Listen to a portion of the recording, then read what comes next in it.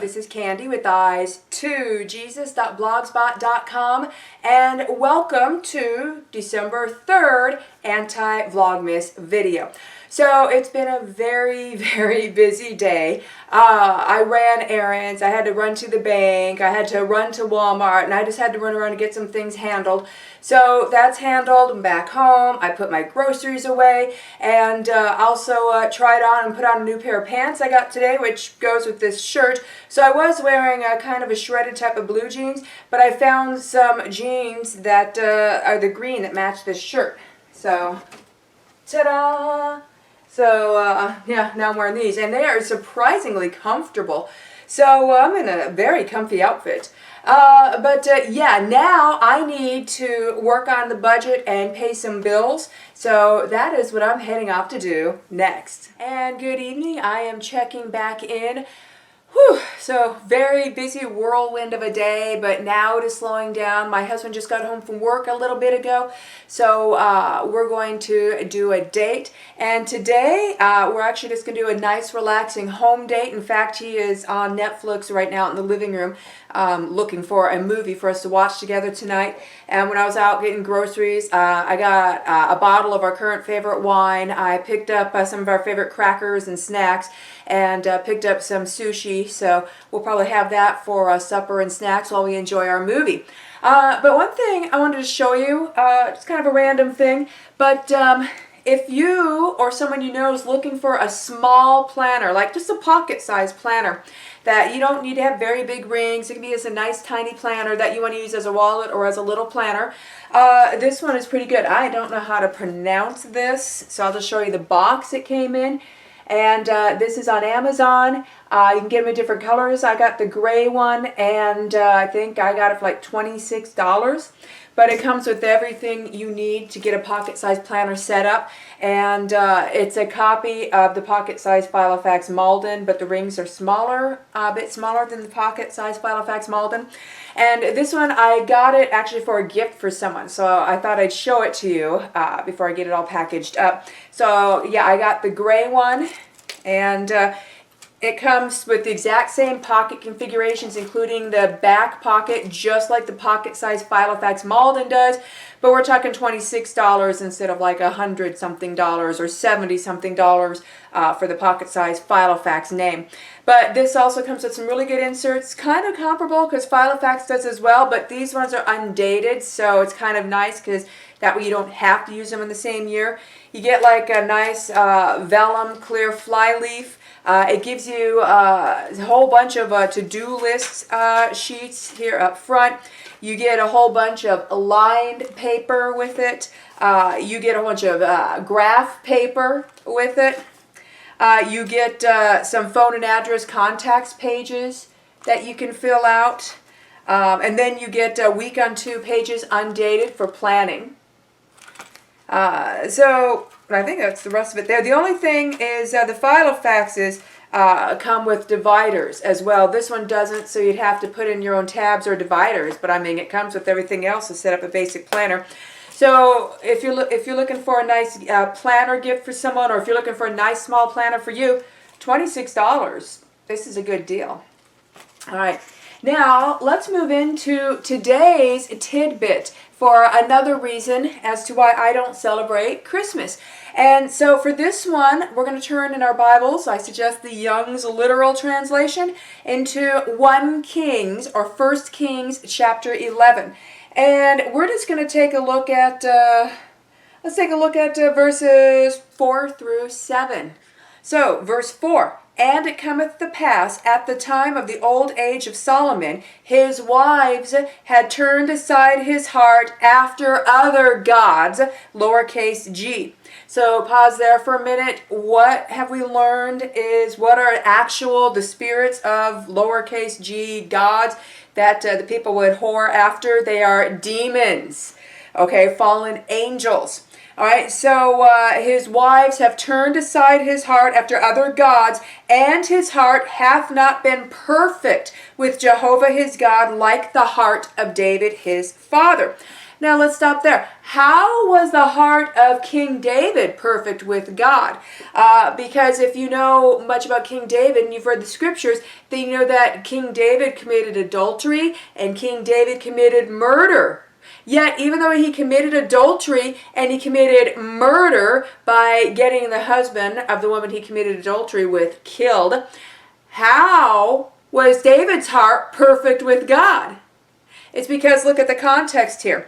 David's heart, well, first of all, David was punished for those things by God, and David, of course, repented of them.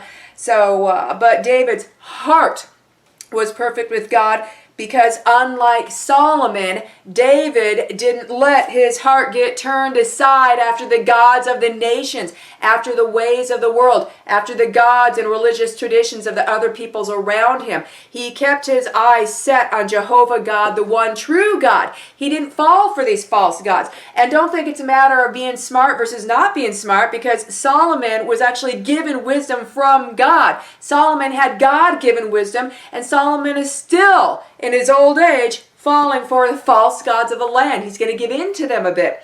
David never did. So this has given us a very important definition, because the Bible calls the children of God in both Old and New Testaments, be ye perfect.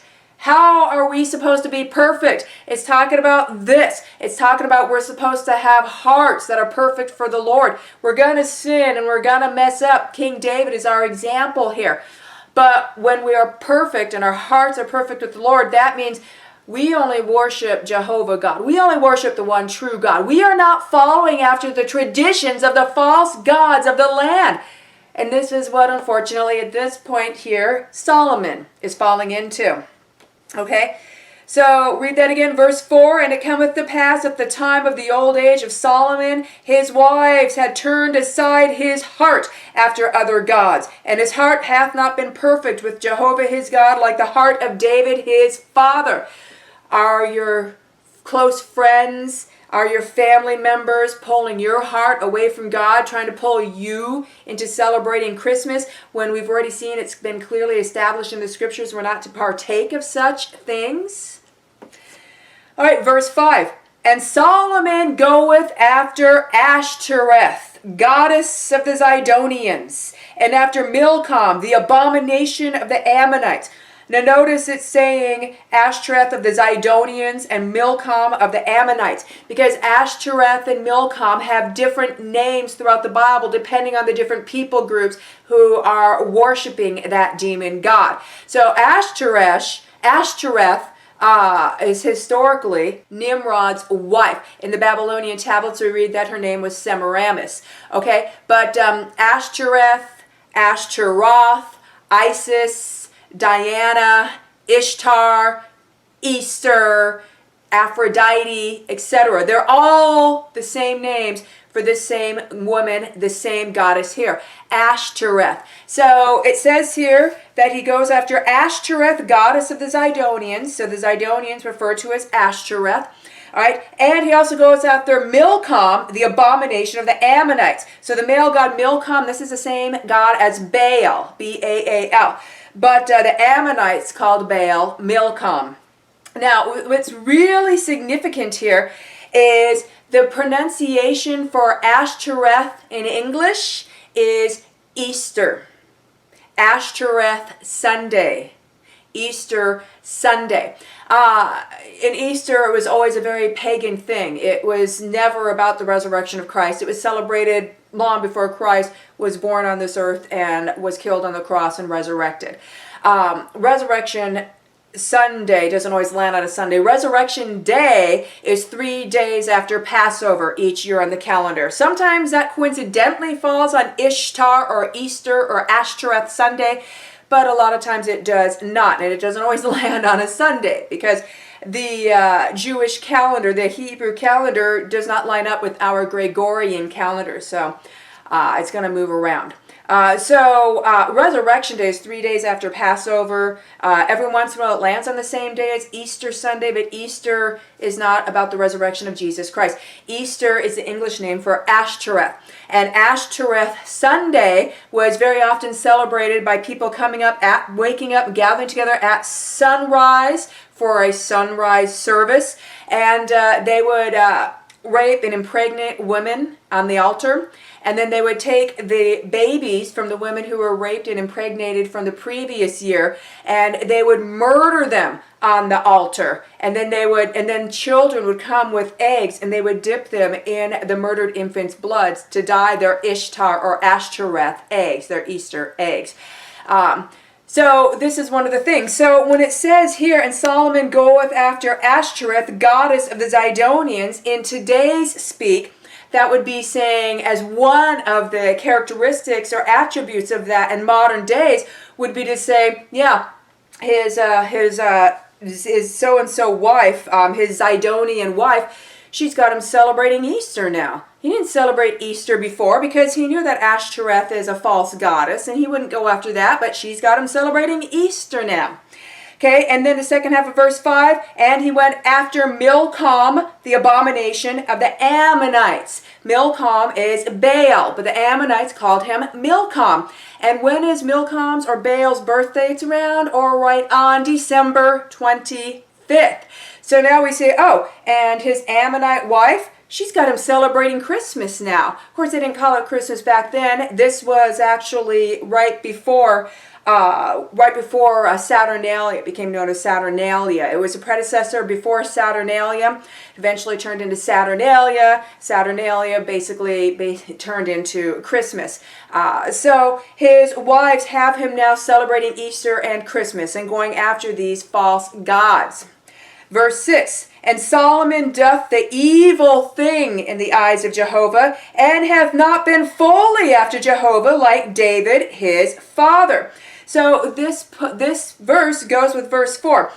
Where in verse 4 it says, and his heart hath not been perfect with Jehovah his God like the heart of David his father. And then here we see in verse 6, and hath not been fully after Jehovah like David his father. You are perfect, which the Bible calls us to be, if you are fully after Jehovah. We are not supposed to be lukewarm. We're not supposed to make Jesus want to vomit. We're supposed to be fully after the one true God. And part of being fully after the one true God means eschewing these worldly religious holidays such as Christmas, Easter, and Halloween.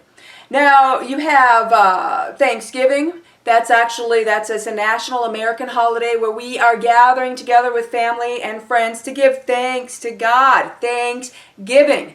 Okay, New Year's Day, I see nothing wrong with that because we are celebrating the calendar switching over to the new year. July 4th is when we in America are celebrating the Day of Independence. Election Day used to be a day that was celebrated. We celebrate it here and follow the ages-old tradition of making the election cake, etc. So those holidays are not religious holidays. New Year's Day is a civil holiday. It is a celebration on the Gregorian calendar, as the Gregorian calendar is switching over from the last day of the previous year and switching over to the first day of the next year. Okay, Thanksgiving is a national day set aside of giving thanks unto God for what we have, a day of gratitude. And then, of course, Independence Day, 4th of July, is the day we celebrate our independence. Okay, none of those are religious holidays. But Christmas, Easter, and Halloween are. And those we are called not to partake in. Okay, so verse 6, and Solomon doth the evil thing in the eyes of Jehovah, and hath not been fully after Jehovah like David his father. Then doth Solomon build a high place for Chemosh, the abomination of Moab. So the Moabites, they had another name for Baal, where they called him Chemosh. All right, And he built this high place in the hill that is on the front of Jerusalem. And for Molech, the abomination of the sons of Ammon. Okay, so Milcom, Chemosh, Moloch, Baal, they're all the same male deity. And he is the falsified virgin birth, because Satan attempted to falsify the prophecy of Genesis 3:15 by making Ashtoreth or Semiramis pregnant. Well, by whispering in her ear this plan, you could say, so that she came up pregnant, but she claimed that she was a virgin when she came up pregnant. And that this was, obviously she was carrying a god in her womb. This was to create the false Messiah, the counterfeit Messiah. The counterfeit Messiah being Moloch, Milcom, Baal, Chemosh, all the same guy. He's just given different names. Okay, so he built a high place for Baal, basically. All right, so when people are putting up Christmas trees, they're building high places for Baal, because they're putting the six-pointed star of Rampham right on the top of the Christmas tree being pyramidal shaped with the star on top. And you might say, what's a five-pointed star? The sixth point is pointing down as the tree itself, and that also is glorifying the fall of Satan and the spreading of the tree, symbolizing how Satan's kingdom is spreading and how he's attempting to take over all of God's creation. By the way, I've read the end of the book. Satan loses. Okay, so verse 7, then doth Solomon build a high place for Chemosh, the abomination of Moab, and the hill that is on the front of Jerusalem, and for Molech, the abomination of the sons of Ammon. Do you have a high place built for Baal right now sitting in your house? Do you have a tree with the star of Remphan, the star of Saturnalia, Satan's star, sitting on top of your tree right now? Do you have an idol in your house? Are you partaking of Christmas this season because you don't want to upset your family and your friends, and you are falling under the same sin of Solomon? You need to choose right now who you're going to serve, the Lord God or those around you. So that's my little tidbit for today. And now my husband and I, we're going to get ready and relax and begin our home date. So that's going to wrap up today's mini Anti-Vlogmas vlog. Have a blessed day.